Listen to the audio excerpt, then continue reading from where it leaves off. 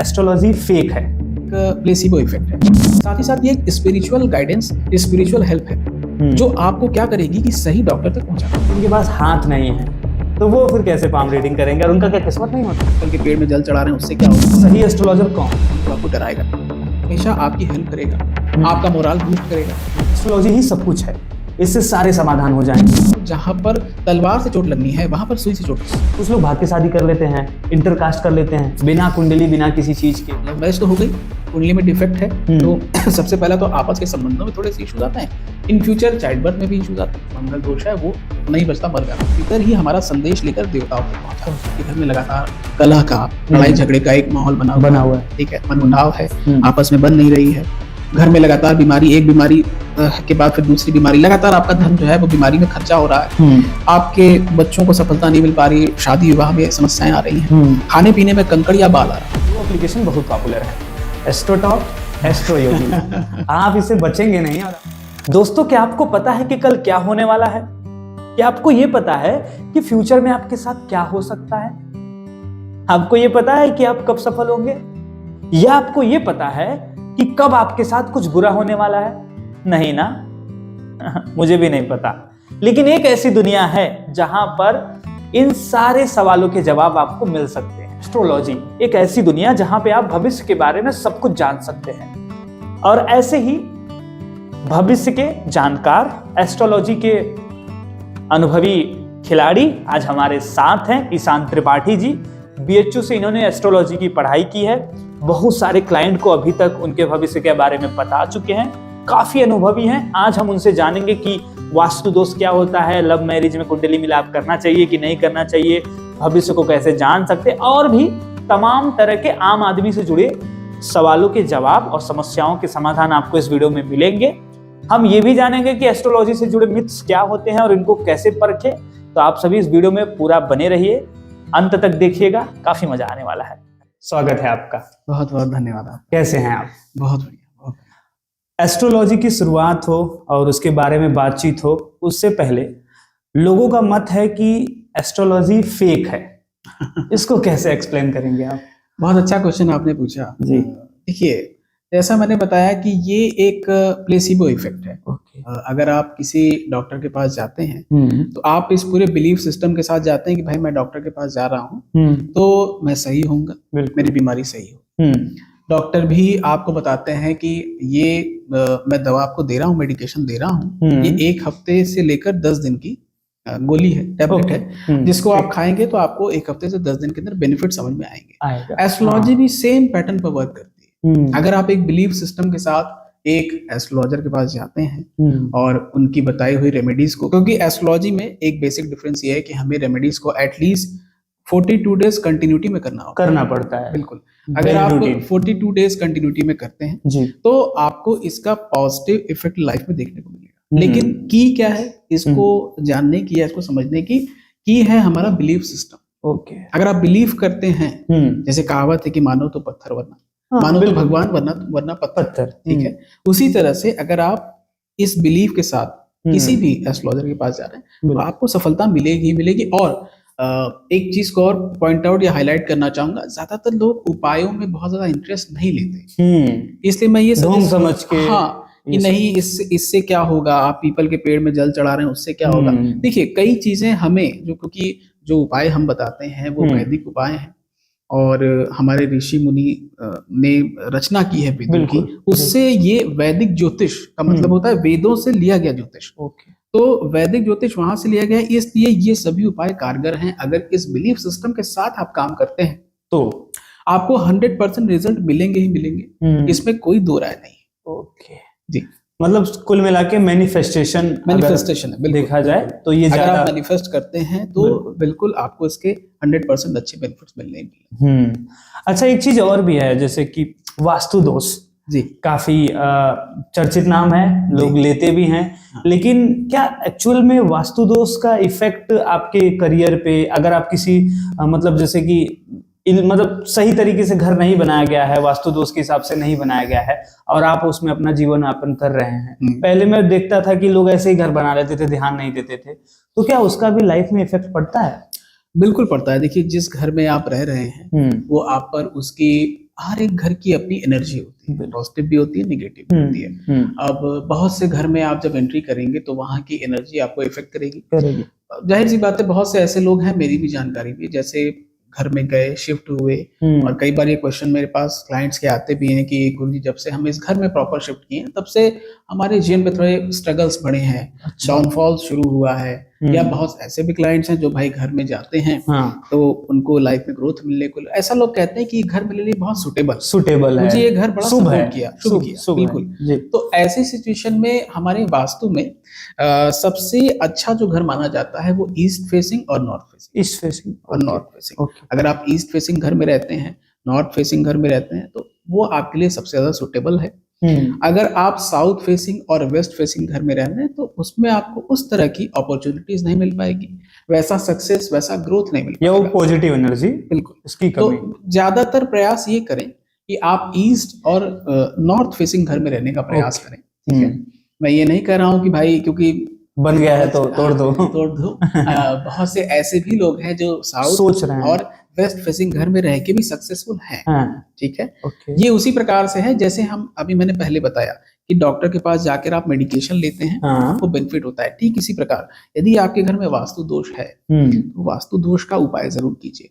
आप अगर south facing में रह रहे हैं, वेस्ट फेसिंग में रह रहे हैं, उससे रिलेटेड बेसिक रेमेडीज भी है। बेसिक रेमेडीज ये है कि आप अपने घर के हर कमरे में कपूर जला सकते हैं, नमक का पोछा लगवा सकते हैं, या घर के किसी भी कमरे में आप नमक रखकर 10 दिन पर चेंज भी कर सकते हैं।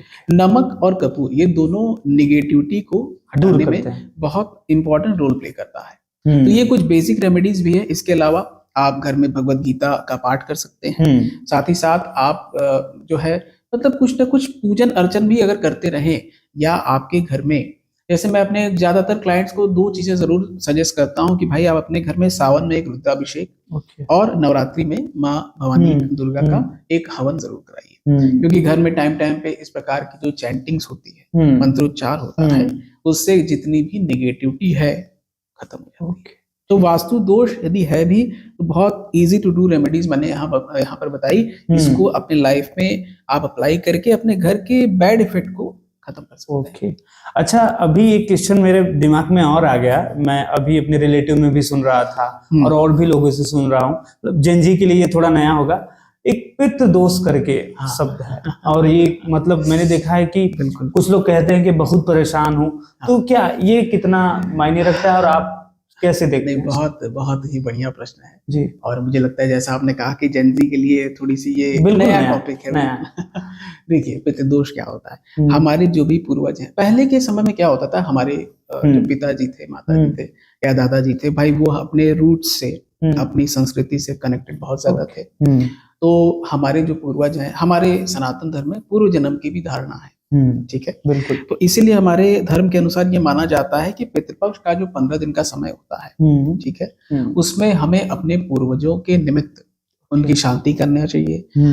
उनको भोजन तर्पण इसीलिए किया जाता है ताकि उनकी शांति हो और हमें उनके आशीर्वाद से हमें जीवन में सफलता मिले। ऐसा हमारे सनातन धर्म में है कि पितर ही हमारा संदेश लेकर देवताओं तक पहुंचाते हैं। और जब आपका विवाह होता है तब भी जो ब्राह्मण पूजन कराने आते हैं, पहले वो पितृ पूजन कराते हैं, उसके बाद देवताओं का पूजन होता है। तो हमारे हर कार्य में सबसे पहली प्राथमिकता हमारे पितरों को दी जाती है, पूर्वजों को। तो इसके लिए आप जरूर इस चीज का ध्यान दीजिए कि अपने पितरों के निमित्त कम से कम साल भर में एक बार उनकी शांति अवश्य करें। और ऐसा नहीं है कि आपको इसकी शांति पितृपक्ष में ही करनी है। पितृपक्ष सबसे अच्छा समय है 15 दिन का। यदि आप पितृपक्ष में कर सकते हैं तो बहुत अच्छा है। पितृपक्ष में नहीं कर पा रहे हैं तो हर महीने में अमावस्या आती है। आप अमावस्या का दिन भी पितरों का माना जाता है, अमावस्या के दिन भी शांति कर सकते हैं, ठीक है। कुछ साइंस इसके बता देता हूँ कि आपके कुंडली में पितृदोष का अशुभ फल कैसे आपको मिल रहा है। साइंस ये है कि अगर भाई आपके घर में लगातार कलह का, लड़ाई झगड़े का एक माहौल बना हुआ है, ठीक है, मनमुटाव है, आपस में बन नहीं रही है, घर में लगातार बीमारी, एक बीमारी के बाद फिर दूसरी बीमारी, लगातार आपका धन जो है वो बीमारी में खर्चा हो रहा है, आपके बच्चों को सफलता नहीं मिल पा रही, शादी विवाह में समस्याएं आ रही हैं, खाने पीने में कंकड़ या बाल आ रहा है, ठीक है, ये सारे एक तरह से या इसमें से कोई भी एक साइन से अगर आप कोरिलेट कर पा रहे हैं तो ये बेसिकली पितृदोष का ही अशुभ प्रभाव है। ठीक है। तो अपने संस्कृति से जुड़े रहिए और इसके साथ ही साथ पितृदोष की शांति साल भर में एक बार जरूर कराइए। ये एक ऐसा अच्छा उपाय है जिससे आपकी कुंडली के 50 to 60%, या मैं कहता हूँ कई केसेस में तो 80% तक भी आपके बैड इफेक्ट कुंडली से समाप्त हो जाएंगे, अगर आप साल भर में एक बार इसको करा रहे हैं तो। ओके जी, मतलब बहुत बड़ी बात है। और जैसे हम लोगों ने पहले बोला कि जेन जी को पता नहीं होगा ये, तो कई लोगों को, मेरे ऑडियंस में भी लगता है कि कई लोगों को पता होगा, उनके यहाँ ये सब होता होगा, ये प्रॉब्लम्स होंगे, लेकिन उनको सोल्यूशन नहीं, एग्जैक्ट प्रॉब्लम का वो नहीं पता, रूट की क्या है, तो आप वो भी सीख सकते हैं। अच्छा, दूसरा मैंने ये देखा है कि मैंने कुछ एक्टर्स को अपना नाम बदलते हुए देखा है, कुछ फेमस लोगों को थोड़ा बहुत नाम चेंजिंग करते हुए देखा है, कोई अपने अल्फाबेट्स को थोड़ा बढ़ा देता है, ये सब करता है। तो क्या नाम चेंजिंग का भी इफेक्ट पड़ता है सक्सेस पे, करियर पे, भाग्य में? और कलर का भी मैंने देखा है कि कलर कॉम्बिनेशन भी लोगों का बहुत देखता हूँ कि ध्यान देते हैं, इसका कितना एस्ट्रोलॉजी में वो है? ये भी एक ब्रांच ही है और ये न्यूमरोलॉजी की ब्रांच है बेसिकली। न्यूमरोलॉजी को हिंदी में अंक शास्त्र कहते हैं। न्यूमरोलॉजी में हम नंबर्स के अकॉर्डिंग कुछ चेंजेस क्रिएट करते हैं लोगों के जीवन में। जैसा आपने बताया नाम चेंज करके, तो हर नाम का एक अक्षर होता है, हर अक्षर का एक नंबर होता है।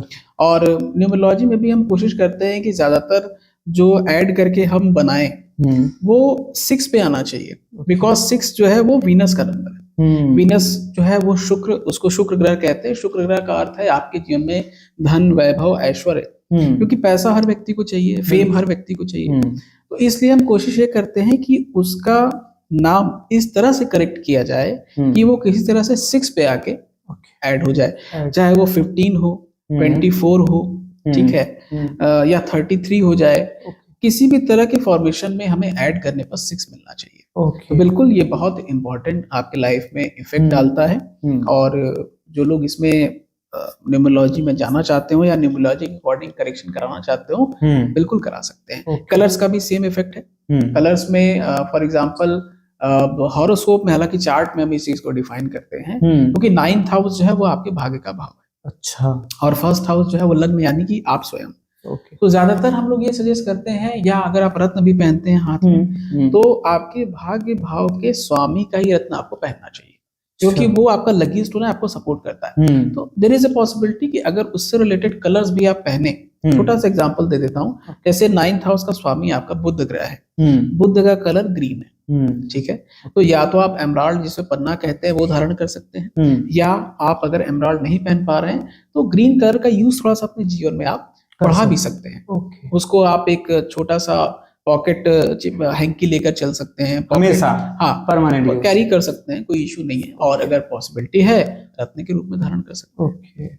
ओके, चलिए, बहुत सारी चीजें अभी नई मिल रही है मुझे भी। अच्छा, एक चीज और है, गांव में, मतलब हर गांव में कोई एक हाथ देखने वाला होता है। हम लोग तो बचपन में देखे हैं कि कोई भी आता था, देख के बता देता था। तो इसका क्या इफेक्ट है, और इसको कैसे जाने कि सामने वाला सही है? और पाम जो होता है उसके बेस पे कितना इफेक्ट पड़ता है लोगों की लाइफ में, और कितना सच है? ये पामिस्ट्री भी एक बहुत अच्छी विद्या है। हमारे पास भी बहुत से ऐसे लोग आते हैं जिनको अपनी, किसी को डेट ऑफ बर्थ नहीं पता है, किसी को टाइम नहीं पता है, वहां पर हम ज्यादा यूज करते हैं पामिस्ट्री। पामिस्ट्री भी आपके लाइफ में बहुत इंपॉर्टेंट रोल प्ले करती है। और बहुत से ऐसे पामिस्ट मेरी भी जानकारी में हैं जो बहुत ही एक्यूरेट प्रेडिक्शंस करते हैं। तो बिल्कुल पामिस्ट्री एक बहुत इंपॉर्टेंट रोल प्ले करती है आपकी लाइफ में। और आइडेंटिफाई करने का तरीका तो देखिए यही है, किसी भी पामिस्ट को, कि आप उनके पास बिल्कुल ससम्मान, बिल्कुल सम्मान से उनके पास जाएं, अपना हाथ दिखाएं। और कुछ चीजें, देखिए मैं ये यहाँ पर नहीं कहूंगा, क्योंकि आजकल थोड़ी सी टेंडेंसी बढ़ गई है लोगों में, एस्ट्रोलॉजर्स को, पामिस्ट को, कोई भी अगर ये काम कर रहा है इस विद्या में, उसको चेक करने की। देखिए मैं ये नहीं, आपको अश्योरेंस चाहिए तो ये थोड़ा सा कहीं ना कहीं एक अपमान हो जाता है। आप चेक ना करें, मेरे कहने का मतलब आप ससम्मान जाइए उनके पास, ठीक है, क्योंकि इसके लिए आपका पूरा समर्पण होना चाहिए। ठीक है। बहुत से लोग आते हैं तो भाई वो पूछते हैं कि गुरुजी कुंडली आपके पास है, आप ही समस्या बता दीजिए। देखिए ऐसा संभव नहीं है, क्योंकि आप किसी डॉक्टर के पास भी अगर जाएंगे और खड़े हो जाएंगे, कहेंगे कि आप समस्या बताइए। भाई डॉक्टर भी तो आपका ब्लड टेस्ट कराता है, जो डायग्नोसिस की रिपोर्ट आती है उसके बेसिस पे बात करता है। उसी तरह से एस्ट्रोलॉजी या पामिस्ट्री या न्यूमरोलॉजी कोई भी आप टेस्ट न करें, ससम्मान किसी भी कंसल्टेंट के पास जाइए, अपने इश्यूज बताइए। तो जो एस्ट्रोलॉजर है वो आपको, या पामिस्ट है जो आपको सही तरीके से गाइड करता है। ओके, अच्छा इस पे एक और भी है जो एस्ट्रोलॉजी को नहीं मानते हैं, उनका ये इस पे तथ्य रहता है जिनके पास हाथ नहीं है तो वो फिर कैसे पाम रीडिंग करेंगे, और उनका क्या किस्मत नहीं होता? नहीं, बहुत ही आपने बहुत अच्छा प्रश्न आपने पूछा जी। देखिए हमारे एस्ट्रोलॉजी में हर प्रकार का उपाय है, जैसे मेडिकल साइंस में हर बीमारी का इलाज है, उसी तरह एस्ट्रोलॉजी में भी हर चीज का उपाय बताया गया है। अब जैसे जिन लोग का हाथ नहीं है, ये भी एक बहुत अच्छी कहावत है कि जिनके हाथ नहीं होते क्या उनकी किस्मत नहीं होती, बहुत अच्छी कहावत है। तो यहाँ पर हम अगर एस्ट्रोलॉजी से उनके विषय में बताना चाहें, प्रश्न कुंडली एक बहुत अच्छा माध्यम है, अच्छा एक बहुत अच्छा मीडियम है प्रश्न कुंडली। प्रश्न कुंडली के मीडियम से जैसे जिस समय आप हमसे कोई क्वेश्चन पूछ रहे हैं उसी के बेसिस पे हम एक कुंडली तैयार करते हैं, लेकिन आपको इस चीज का ध्यान देना है कि वो सिर्फ उसी पर्टिकुलर क्वेश्चन के लिए ही बनी कुंडली है। अच्छा, ये प्रश्न कुंडली होती है। फॉर एग्जांपल जैसे आप जानना चाहते हैं कि गुरुजी मेरी जॉब लगेगी नहीं लगेगी, या मेरी जॉब किस ईयर में लगेगी, तो ये जो प्रश्न कुंडली बनती है एट अ मोमेंट बनती है। जैसे फॉर एग्जांपल अगर अभी 10 बज रहा है तो मैं 10 बजे के अकॉर्डिंग ही आपकी एक कुंडली ड्रॉ करके आपके जो क्वेश्चन है उस पर्टिकुलर क्वेश्चन के बारे में आपको आंसर दे सकता हूँ। ठीक है, तो ये भी एक बहुत अच्छा मीडियम है कि जिन लोगों के पास डिटेल नहीं वो इससे भी जानकारी प्राप्त कर सकते हैं। ओके, चलिए ठीक। अच्छा, अब मेरा सवाल ये है कि सही एस्ट्रोलॉजर कौन, क्योंकि आपको पता है भरमार है, फेक भी लोग हैं जिनकी वजह से अच्छे लोगों का नाम खराब हो जाता है, इसीलिए लोगों का थोड़ा ट्रस्ट इश्यूज भी पैदा हो जा रहा है। जो ज्यादा पढ़े लिखे उनको लगता है एस्ट्रोलॉजी इज अ फेक, क्योंकि पहला सवाल यही था। तो how to choose a good astrologer या परफेक्ट? देखिए जैसे फॉर एग्जांपल आप किसी डॉक्टर के पास जाते हैं तो भाई उनके केबिन के ऊपर भी उनकी डिग्री लिखी होती है, BAMS BHMS from this university या फ्रॉम दिस कॉलेज। ठीक है, तो मेरा कहना यह है कि आप जब किसी एस्ट्रोलॉजर के पास जाते हैं तो कम से कम एक बार ये चीज को कंफर्म जरूर कीजिए। ठीक है, कि भाई उनकी पढ़ाई कहाँ से हुई है, किस इंस्टीट्यूशन से उन्होंने पढ़ाई की। ठीक है, इससे क्या होगा कि थोड़ा फिल्ट्रेशन हो जाएगा। जैसा आपने बताया कि मार्केट में बहुत से ऐसे भी लोग हैं जो इसके बारे में कुछ गलत चीजें भी कर रहे हैं, तो ये एक फिल्ट्रेशन का प्रोसेस है। इसको जांच कर आप अगर उससे कंसल्टेशन लेंगे तो काफी हद तक रिलायबल होगा। लेकिन इसमें एक चीज का, जो भी व्यूअर्स हमारे इसको देख रहे हैं इस चीज का ध्यान रखें कि जो भी कंसल्टेंट है, चाहे वो डॉक्टर है, वकील है, एस्ट्रोलॉजर है, CA है, जो आपको सलाह देता है उससे हमेशा आप पोलाइटनेस के साथ मिलिए, सम्मान के साथ मिलिए, समर्पण के साथ मिलिए, एक्सेप्टेंस के साथ मिलिए। ठीक है, क्योंकि ये ऐसे फील्ड्स हैं जिसमें अगर सामने वाला आपको थोड़ी सी भी गलत सलाह दे देगा तो आपके जीवन में चीजें थोड़ी गड़बड़ हो सकती हैं। क्योंकि मेरा पर्सनल एक्सपीरियंस भी ये है कि ऐसे क्लाइंट्स जो थोड़ा पोलाइट होकर मुझसे मिलते हैं उनके साथ सब अच्छा होता है, सब अच्छा होता है क्योंकि उनका समर्पण है हमारे प्रति। और कुछ ऐसे भी क्लाइंट्स आते हैं जो बहुत ज्यादा एरोगेंस में रहते हैं, एरोगेंस होते कि मानना ही नहीं कुछ भी बोले मानना ही नहीं। उनका ये रहता है कि भाई जब आप इस माइंडसेट से एक्चुअली किसी भी कंसल्टेंट के पास जा रहे हैं या किसी भी काम में आप ऐसा किसी भी काम में आप जा रहे हैं, फॉर एग्जाम्पल डॉक्टर के पास ही गए आप अपनी बीमारी लेके बिल्कुल एरोगेंस के साथ, हम तो ठीक ही नहीं हो सकते, चाहे किसी को भी दिखा ले, बिल्कुल माइंडसेट का बड़ा माइंडसेट, तो आप वाकई ठीक नहीं हो पाओगे।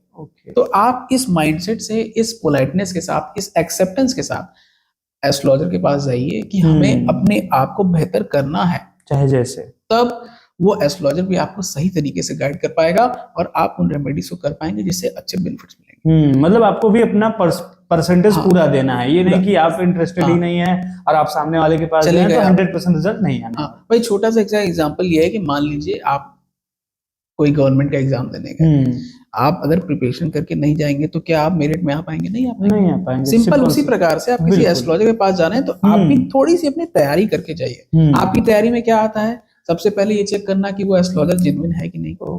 ठीक है, और दूसरा आपका एक्सेप्टेंस, आपका समर्पण कि आप जाएं और अच्छे से सम्मान के साथ उनके सामने बैठे और अपने बिल्कुल केस के बारे में पूरा डिस्कस कीजिए। बिल्कुल बिल्कुल बिल्कुल।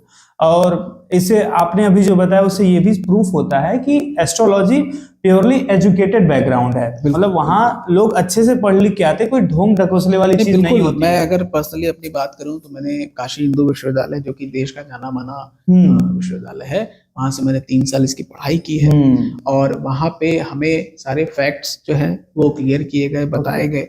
तो एक जब आप एक इस प्रकार के संस्थान से, एक इस प्रकार के इंस्टीट्यूशन से पढ़ते हैं तो बहुत अच्छा उसका आपको रिजल्ट भी मिलता है, लोगों का भी हेल्प होता है। तो मेरे पास गाइडेंस भी है हमारे गुरुजी लोग का अभी भी, और एक गुरु शिष्य परंपरा से भी जब आप इस विद्या को प्राप्त करते हैं तो उसका बहुत अच्छा इफेक्ट आपको लाइफ में देखने को मिलता है। बिल्कुल।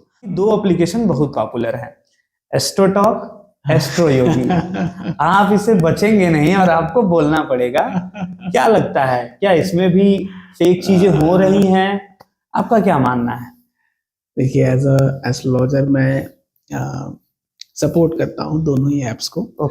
इस वजह से क्योंकि भाई एस्ट्रोटॉक, एस्ट्रो योगी या और भी कई ऐप्स हैं मार्केट में, एस्ट्रो सेज है, गुरुजी है, गणेशा स्पीक्स है, ये लोग अच्छा काम कर रहे हैं। मैं ये नहीं कहूंगा कि ये गलत काम कर रहे हैं।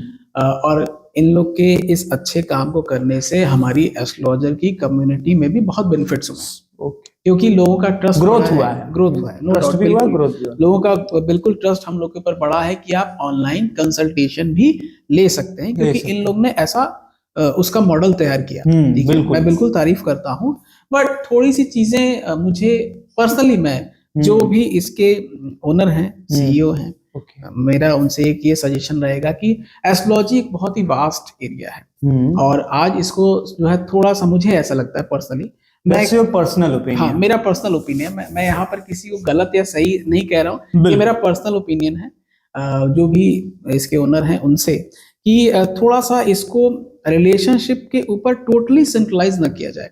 Relationship one of the reason होना चाहिए। अगर आप इसका प्रमोशन कर भी रहे हैं ऑनलाइन, तो मेरे ख्याल से इसका प्रमोशन को सिर्फ रिलेशनशिप काउंसलिंग तक इसको आप लिमिट न करिए, टोटली एक ही डायरेक्शन, हाँ टोटली एक डायरेक्शन में न डालिए। आप एक बहुत वास्ट एरिया है, जैसे हम लोग डील करते हैं तो हम लोग रिलेशनशिप के केसेस में डील करते हैं, जाहिर सी बातें करते हैं, ऐसा नहीं कि नहीं करते। उसके अपार्ट फ्रॉम दैट हम करियर के फील्ड को भी डिस्कस करते हैं।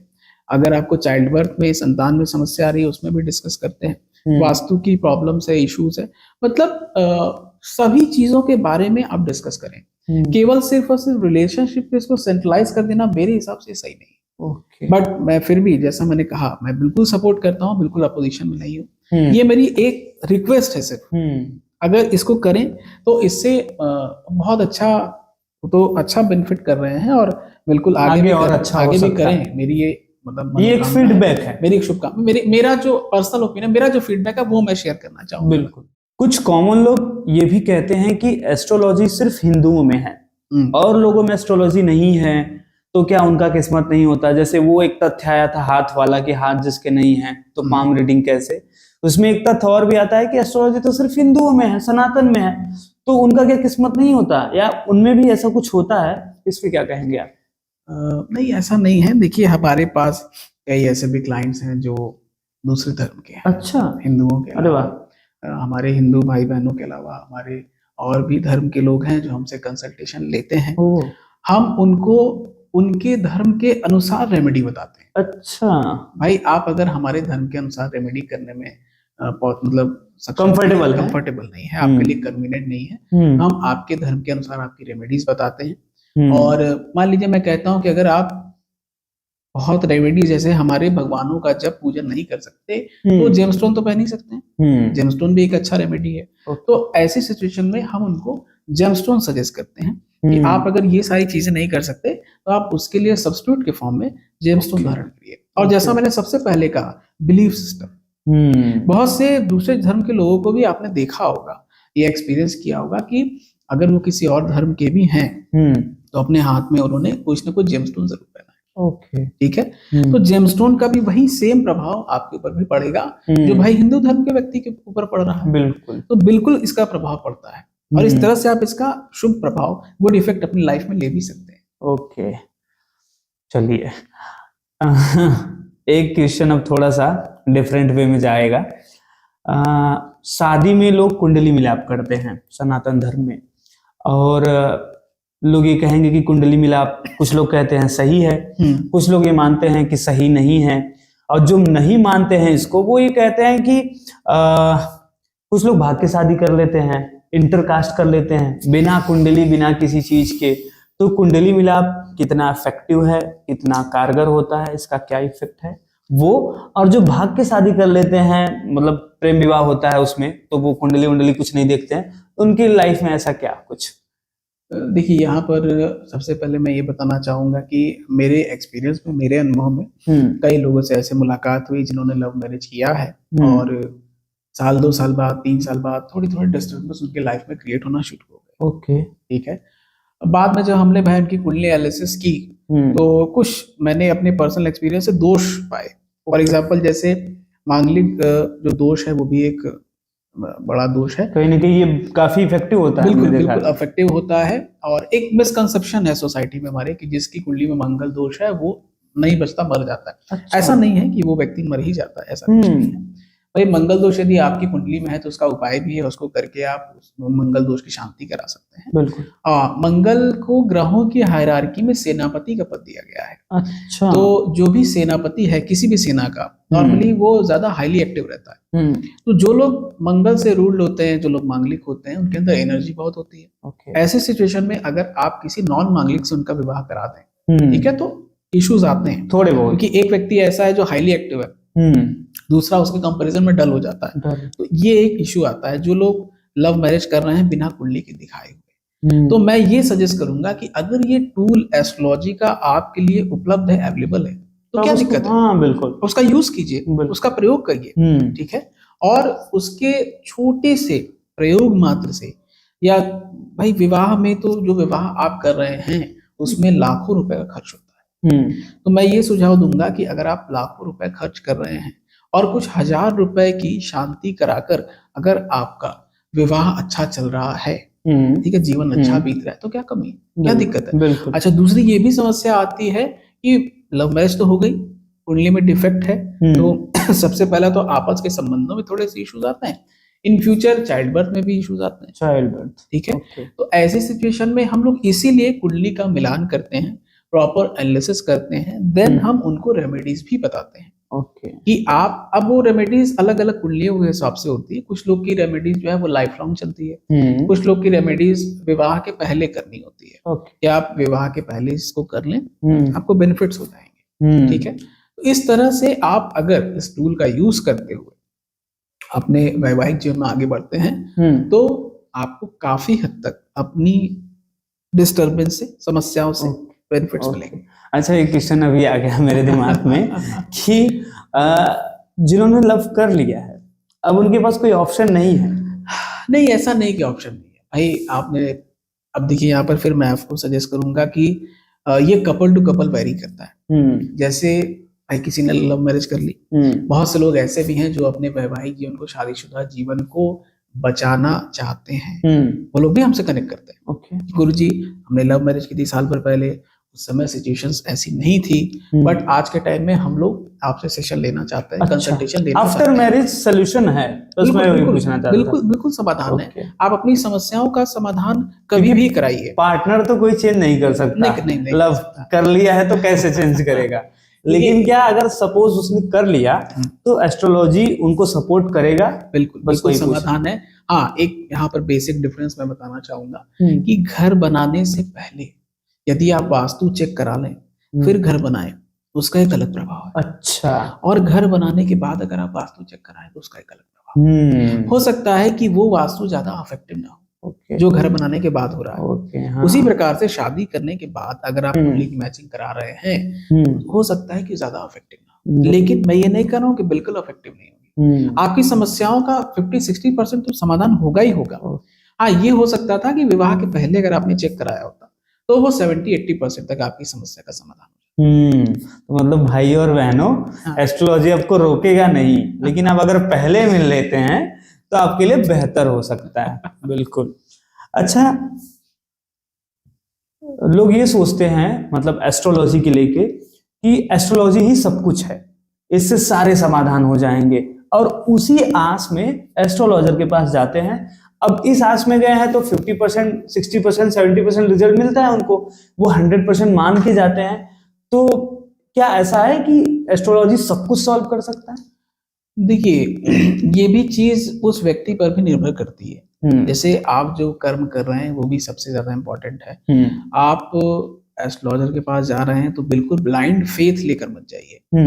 एस्ट्रोलॉजर एक बेसिकली आपको गाइड करता है, ठीक है, वो आपको गाइडेंस दे सकता है, ठीक है, और आप अगर उस रास्ते पर चलते हैं तो उसके आपको अच्छे इफेक्ट मिलेंगे, बिल्कुल, नो डाउट, बिल्कुल मिलेंगे। बट इसके लिए आपको कर्म करना पड़ेगा। जैसा मैंने स्टार्टिंग में भी आपको बताया कि बहुत से ऐसे भी क्लाइंट्स होते हैं भाई जो 30 मिनट का उन्होंने कॉल कंसल्टेशन लिया, 1 आवर का कॉल कंसल्टेशन लिया, और उसके बाद बस वो ले लिया, खत्म, हाँ, अपनी लाइफ में अप्लाई नहीं किया, ठीक है। तो यहाँ पर सारा जो एक्चुअल में रोल है वो है इसके एप्लीकेशन का। अगर आप उसको अप्लाई करते हैं अपनी लाइफ में, उसका रिजल्ट मिलेगा। तो आप सबसे पहले तो ब्लाइंड फेथ से मत जाइए, एस्ट्रोलॉजर आपको गाइड कर सकता है। और छोटा सा एग्जांपल यहाँ पर देता हूँ कि एस्ट्रोलॉजी आपकी हेल्प कैसे करती है। बहुत से लोग ऐसे आते हैं हमारे टच में जो ये बोलते हैं कि गुरुजी हमें ये बीमारी है, ये तकलीफ है, ये समस्या है, और कई जगह दिखाए डॉक्टर से, समाधान नहीं हुआ। तो हम लोग जब उनकी कुंडली का एनालिसिस करते हैं तो देखते हैं कि भाई ऐसी क्या दिक्कत है, कहीं राहु ग्रह की, केतु ग्रह की, शनि ग्रह की, या शनि की ढैया 7.5, कुछ इस प्रकार का बुरा समय तो नहीं चल रहा है जिसके कारण ये समस्या आ रही है। तो मैं ये नहीं कहता कि आप मेडिकल एड या मेडिकल हेल्प लेना बंद कर दीजिए, ऐसा बिल्कुल करिए, क्योंकि जैसा कहा गया है कि दवा और दुआ दोनों की आवश्यकता पड़ती है। तो दवा आप लीजिए, मेडिकल एड और हेल्प जरूर लीजिए। साथ ही साथ ये एक स्पिरिचुअल गाइडेंस, स्पिरिचुअल हेल्प है जो आपको क्या करेगी कि सही डॉक्टर तक पहुंचा देगी।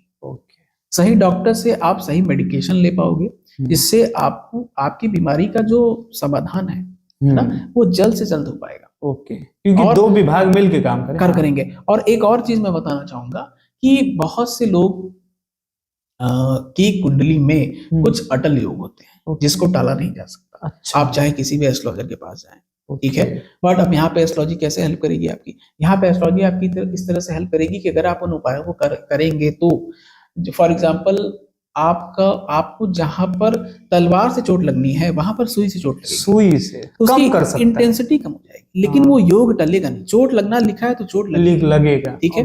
बट अगर वो तलवार से लिखी थी तो देयर इज अ पॉसिबिलिटी कि एस्ट्रोलॉजी की रेमेडीज अगर आप करते हो तो वो अटल योग टलेगा तो नहीं, लेकिन उसकी इंटेंसिटी कम हो जाएगी। और एक चीज मैं और ऐड करना चाहूंगा, जैसा आपने क्वेश्चन पूछा था कि भाई एक अच्छे एस्ट्रोलॉजर की पहचान क्या है।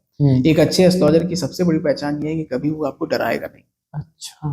अच्छा एस्ट्रोलॉजर कभी नहीं डराता आपको। वो हमेशा आपकी हेल्प करेगा, आपका मोरल बूस्ट करेगा, ठीक है, लेकिन कभी आपका एक्सप्लॉइटेशन नहीं करेगा, कभी आपको भयभीत नहीं करेगा, डिमोटिवेट नहीं करेगा, डराएगा नहीं। अगर कोई ऐसा एस्ट्रोलॉजर है जो आपके साथ ये सारी चीजें कर रहा है, इसका मतलब कि वो अच्छा एस्ट्रोलॉजर नहीं है, ठीक है, क्योंकि आप भी किसी समस्या को लेकर ही गए हैं, समस्या से ग्रस्त होकर गए। अगर वो भी वही सब काम करने लगे तो एस्ट्रोलॉजर की एक बेसिक रिस्पॉन्सिबिलिटी जो होती है वो ये होती है कि आपका मोरल बूस्ट करे, आपके अंदर एक बेसिकली नया जीवन दान या एक नई जान डाले, और आप पूरे उस क्या बोलते हैं होप को लेकर फिर अपने जीवन में आगे बढ़िए। ये एक अच्छी पहचान है एक अच्छे एस्ट्रोलॉजर, ताकि आप मजबूती से लड़ सकें और आपका साथ भी रहे और साथ में वो थोड़ा हेल्प करे आपको। अच्छा, अब आपके थोड़ा पर्सनल एक्सपीरियंस से कोई एक ऐसा आपके साथ वाक्यांश हुआ हो कि किसी एक आपके क्लाइंट ने आपसे बातचीत की हो, उसके लाइफ में कोई चेंजेस, कुछ ऐसा मतलब इंटरेस्टिंग कुछ बात? नहीं, बहुत ही एक क्लाइंट हमारे हैं जिनका वास्तु का ही मैं एग्जांपल देना चाहूंगा, और मुझे लगता है कि व्यूअर्स कोरिलेट भी करेंगे। हमारे नॉर्थ ईस्ट कॉर्नर जो होता है, ईशान को, ठीक है, वहां वास्तु के अनुसार वो जो कमरा है वो भगवान का कमरा बताया गया है, बोरिंग के लिए बहुत अच्छा माना गया है, जल के स्थान के लिए भी, अच्छा, जल के स्थान के लिए, बच्चों के पढ़ने के लिए, स्टडी रूम, खेलने के लिए बहुत अच्छा बताया गया है। तो अब बहुत से ऐसे लोग हैं जिनके नॉर्थ ईस्ट कॉर्नर में टॉयलेट होता है। अच्छा, अब अगर आपके नॉर्थ ईस्ट कॉर्नर में टॉयलेट है तो आप आपके जो बच्चे हैं उनके जीवन में सफलता नहीं मिलेगी, पढ़ने में मन नहीं लगेगा। प्लस नॉर्थ ईस्ट कॉर्नर जो होता है वो आपके भी पद प्रतिष्ठा सम्मान का होता है और घर के मेल चाइल्ड का होता है। अच्छा। तो आपका जो घर का मेल चाइल्ड है, ठीक है, उसको कुछ ना कुछ इश्यूज होना, जैसे मैंने बताया, पढ़ने में मन न लगना, दिक्कतें आना, नॉर्मल सी चीजें ये सब होती हैं। प्लस आप भी जो एफर्ट डाल रहे हो लाइफ से, जो एक्सपेक्ट कर रहे हो, ग्रोथ एक्सपेक्ट कर रहे हो, ये सारी चीजें नहीं होती। तो ऐसे क्लाइंट एक हमारे थे जिनके घर में ये स्थिति थी। तो सबसे पहले तो मैंने उनसे कहा कि आप उस टॉयलेट को किसी तरह से सील कीजिए। सील करने का मतलब कि उसका यूज बिल्कुल बंद कर दीजिए, ठीक है। और पॉसिबल हो सके तो आप वहां पर चंद्रमा की रेमेडीज कीजिए। चंद्रमा की रेमेडीज करने का मतलब ये है, बेसिक एक चीज आपको बता दूं कि एस्ट्रोलॉजी के हायरार्की में जो है सूर्य और चंद्रमा दोनों को माता पिता कहा गया है। अच्छा, ठीक है। और बेसिक कॉन्सेप्ट एक ये कहता है कि भाई हर बच्चा अपने माता के सामने शांत हो जाता है। तो जो टॉयलेट है बेसिकली वो राहु में कंसिडर किया जाता है, ठीक है। तो वहां पर चंद्रमा का उपाय करने का मतलब ये है कि उस एरिया में, टॉयलेट या वॉशरूम के एरिया में, सबसे पहले तो उसका यूज बंद कीजिए। दूसरा, वहां की जो फर्श है उस पर आप कुछ दूध की बूंद, कच्चे दूध की बूंद डालें या 2-4 दाना चावल डाल दें, ठीक है, टाइम टू टाइम। तो इससे क्या है कि वहां पे बेसिकली चंद्रमा का प्लेसमेंट हो जाता है। तो राहु भी उसी हायरार्की में आते हैं, तो राहु ग्रह की शांति हो जाती है एक प्रकार से। तो ये एक उपाय बहुत अच्छा है और इसको उन्होंने किया, जिसके बाद उनकी लाइफ में धीरे धीरे, देखिए अचानक से कोई बदलाव नहीं होता, ठीक है, थोड़ा आपको पेशेंस रखना पड़ेगा। धीरे धीरे उनकी लाइफ में पॉजिटिव चेंजेस आना शुरू हो गए। तो ये एक बहुत अच्छा है जिससे हमारे व्यूअर्स भी कोरिलेट करेंगे। अगर ऐसा है तो इसको करके जरूर देखिए, एक बार जरूर देखिए। हाँ, बहुत बहुत धन्यवाद आपका। थोड़ी समय का पाबंदी है कि हम लोग ज्यादा और बढ़ नहीं सकते हैं, लेकिन मैं पूरा प्रयास करूंगा कि सर के साथ आने वाले दिनों में कुछ और वीडियोस किए जाएं, अलग टॉपिक पे किए जाएं। तो आपका धन्यवाद और इस वीडियो को यहीं खत्म करते हैं। Thank you.